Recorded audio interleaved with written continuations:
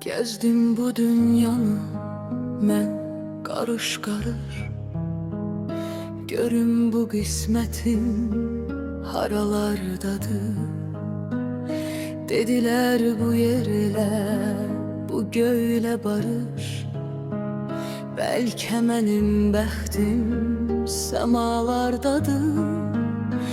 Üz tutdum bəşərə, qoca aləmə, bir insan oğlu var, hay haraydadır.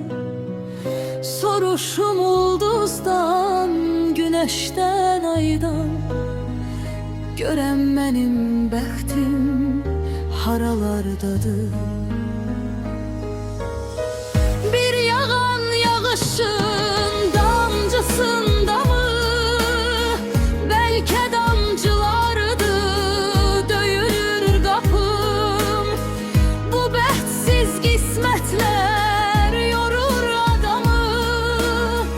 Deyindi bəxtimi mən hardan tapım.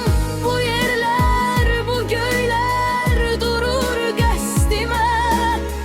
Nə göylər kar olur, nə yer üzümə. Elə bil talelim özgədir, yaxdır. Ögey yana kimi gülür üzümə. Elə bil qayalı, daşlı bir yolam. Nə çətin həyatda bəxtsiz yaşamaq. Bu yolda kiməsə bəxtə olmuşam. Kiminsə bəxtinə yanmaq, alışmaq. Bu dünya özü də bəxtsizdir bəlkə. Gəzir milyon ildir qoca bəşərdə. O yüzden bu dünya vurur insanı, vurur bu insanı çərşi fələklər.